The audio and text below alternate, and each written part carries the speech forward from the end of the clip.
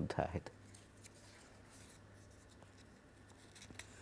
केंद्र शासनाच्या आंतरराष्ट्रीय कृषीमाल निर्यात धोरणामुळे अकोला जिल्ह्यातील हिवरखेड येथील केळीची निर्यात थेट इराणमुळे करण्यात आल्यामुळे इराणमधील नागरिकांना अकोला जिल्ह्यातील केळीची चव चाखायला मिळणार आहे। शिवाय यामुळे शेतकऱ्यांच्या उत्पादनात वाढ होऊन शेतकरी समृद्ध होण्यासाठी हातभार लागणार आहे। पाहूया अकोला जिल्ह्यातील केळीची इराणवारी हा विशेष वृत्तांत। अकोला जिल्ह्यातील हिवरखेड येथील भोपळे कुटुंबीय हे पारंपरिक शेतकरी। मात्र अनिरुद्ध आणि तुषार या भोपळे बंधूंनी पारंपरिक शेतीऐवजी केळी लागवड केली। आंतरराष्ट्रीय बाजारात हिवरखेड गावातील केळी पोहोचावी या उद्देशानं त्यांनी प्रयत्न सुरू केला। त्यासाठी त्यांना केंद्र शासनाच्या आंतरराष्ट्रीय निर्यात धोरणाची साथ मिळाली आणि सोलापूर येथील निर्यातदारामार्फत हिवरखेड येथील 80 टन केळीची थेट इराणमध्ये निर्यात केल्यामुळे भोपळे यांना उत्तम उत्पन्नासोबतच आंतरराष्ट्रीय बाजारपेठांच्या संधी खुल्या झाल्यात।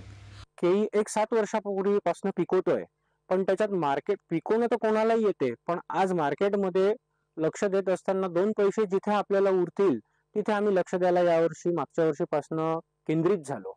तर त्याचाच एक प्रत्युत्तर म्हणून आम्ही आमच्या प्रयत्नांनी आमची या वर्षीची केळी कटन ही इराणला एक्सपोर्ट केली।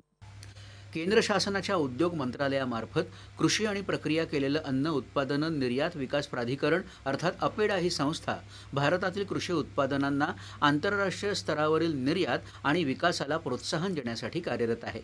शेतकऱ्यांना निर्यातीचा फायदा मिळावा यासाठी निर्यातदारांशी थेट संवाद साधण्यासाठी सरकारनं फार्मर कनेक्ट पोर्टलही सुरू केलं आहे। आम्ही पारंपरिक पद्धतीने मी शेती करत असताना त्याच्यातून फारसं काही उरायचे नाही। त्याच्यामुळे मी यांना असं सजेशन केलं की तुम्हाला जर शेती लाईनीत यायचं असेल तर तुम्ही फळबागेकडे वळा आणि फळबागे नुसतं बाहेर विक्री व्यवस्थेचा खेळाकडे तुम्ही निदर्शनास आणा। त्या हिशोबाने आमच्या मुलांनी म्हणजे क्वालिटी तर दिलीच, क्वालिटी बरोबर बाहेरच्या याच्यामध्ये माल पाठवताना 2 पैसे आपल्याला मिळतील याच्याकडे लक्षपूर्वक ठेवून आज या प्रकारे माल उत्पादन केलेला आहे। आज इराणला गाडी पाठवलेली आहे। याच्याबद्दल मला फार आनंद होतो। I am proud of you.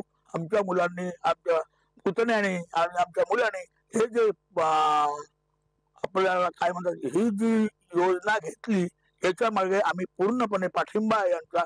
हे जसे जसे पुढे जातील तसं तसा आम्हाला आनंदच आहे। शेतमाल उत्पादक आणि ग्राहकाला नेमकं काय हवंय याचा शोध घेऊन त्यानुसार पीक पद्धती आणि विक्री व्यवस्था विकसित करत अधिक उत्पन्न मिळवत शेतकरी समृद्ध होण्यासाठी आंतरराष्ट्रीय निर्यात धोरण आणि विकेल तेच पिकेल ही संकल्पना महत्त्वाचा टप्पा ठरू शकेल हे निश्चित।